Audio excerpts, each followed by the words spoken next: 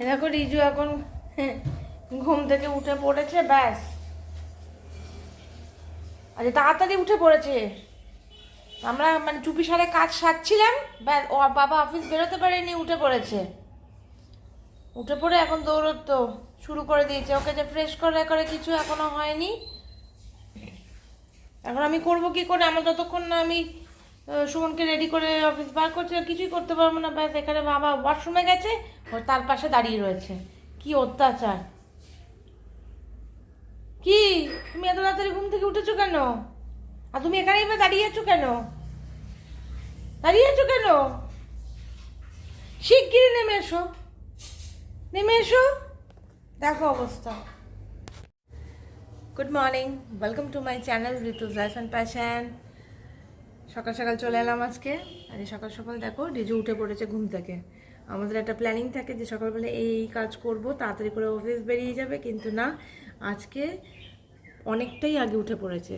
এখন তো ও মানে ব্রেকফাস্টও হয়নি, চান হয়নি, কিছু হয়নি, এখন উঠে পড়েছে। এখন কী করব জানি না, এর মধ্যেই সব কিছু করতে হবে। ও একটু ঘুমিয়ে থাকলে পরে আমরা শান্তি করে সব কিছু করতে পারি, সেটা আর উপায় নেই। উঠে পড়েছে, চলো দেখি দিনটা তোমাদের নিয়ে এখান থেকে শুরু করলাম। চলো, এই যে এখন জামা কাপড় খুঁজতে বসেছে। কোন জামা কাপড়টা পরবে?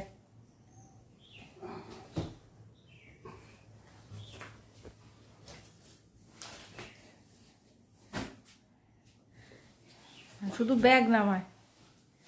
হ্যাঁ, এখন আর বলতে পারবে না যে তোমার জামা কাপড় অর্গানাইজ নেই। এই দুঃখ আর দেখাতে পারবে না। না, সেটা না। অ্যাকচুয়ালি আগে না খুঁজে পেতাম না, সেটাতে বহুত কষ্ট হতো। কোথাতে খুঁজে পাবো, কোনখানে কোনটা আছে, সবচেয়ে মানে কোনটা কোনখানে আছে সেটা খুঁজে পাওয়াটা বেশি কঠিন ছিল। এখন সেটা গেছে। হ্যাঁ ঠিক আছে, এবার তাহলে দৌড়ে চলো স্নান করতে গেলাম। হ্যাঁ ওকে, রেডি হয়ে গেছে। ওদিকে ছেলেকে দাদুর কাছে দিয়ে দরজা আটকে দেওয়া হয়েছে একটা ঘরে। দাদু আর আমার ছেলে এক ঘরে আছে। আর এই সুযোগে সুমন তাড়াতাড়ি করে রেডি হচ্ছে। হ্যাঁ, হল্লা গাড়ি চলে আসলে মুশকিল হবে। হল্লা গাড়ি চলে আসলে আমি আর কাজ করতে পারবো না। রেডি হয়েছে তখন। সত্যি উঠে পড়লো তাড়াতাড়ি, কি যে বিপদ।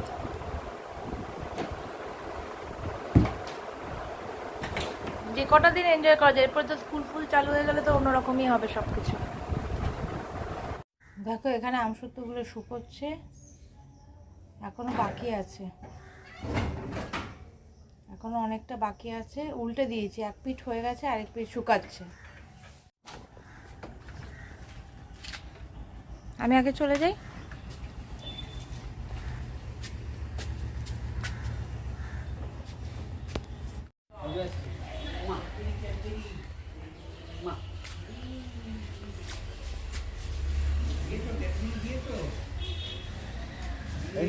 দাদা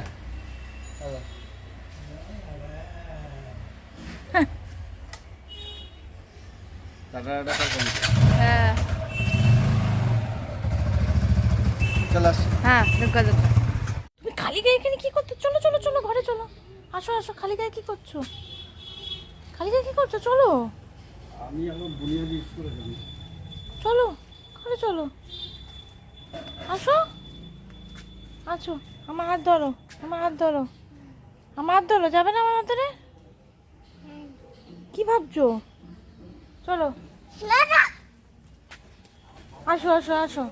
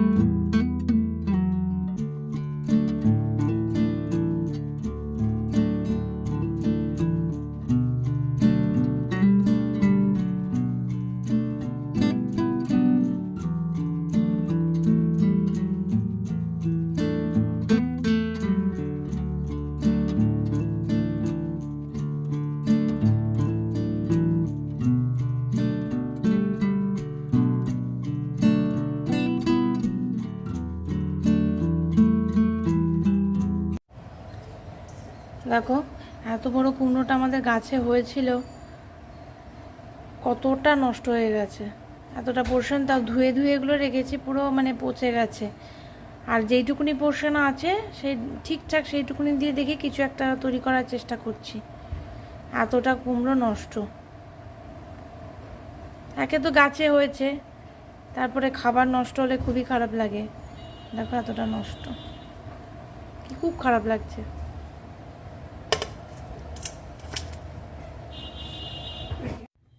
দেখো এতগুলো আম, এগুলো সব ফেটে গেছে, কোথাও না কোথাও দিয়ে অল্প অল্প করে ফেটে যাচ্ছে, সেখান দিয়ে আর কি নষ্ট হয়ে যাবে। এই আমগুলো কি করব, এতগুলো আম কষ্টও লাগে, কত আর আমি কি বানাবো আর কি করবে, না কাউকে দেওয়া যাবে না, মানে ডাইরেক্ট ওরকমভাবে কেটে খাওয়া যাবে, কত খাবো, কি করব। সব দেখো যে জায়গাগুলো দিয়ে মানে ফেটে ফেটে গেছে সেগুলো দিয়ে কালো কালো হয়ে পচতে আরম্ভ করে দিয়েছে, সব এদিক ওদিক দিয়ে সব ফাটা ফাটা আম। কী করবো এগুলো আমি, মানে এটাই চিন্তার কারণ আমার, কারণ জিনিস নষ্ট হলে আমার খুব কষ্ট হয়। ওদিকে তো দেখলে কুমড়ো, এদিকে আমের এই অবস্থা। আজের ফুল, তবে ফুলের পরিমাণও প্রচুর কমে গেছে। বাগানটার দিকে যত্ন করছি না সেরকমভাবে, টাইমে কুলিয়ে উঠছে না। তো আজকে এগুলো ঠাকুরের ফুল।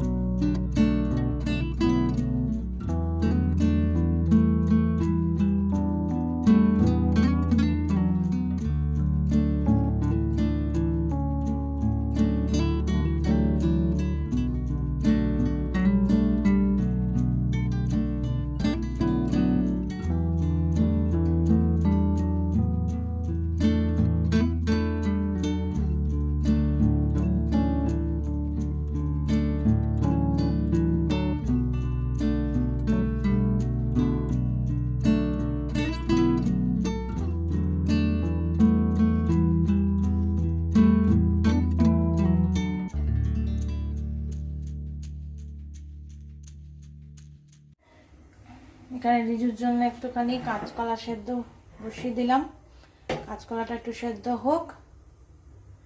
আর আমি ওদিকে একটুখানি বানিয়ে নেবো, এই যে কুমড়োটার একটুখানি গতি করা হলো।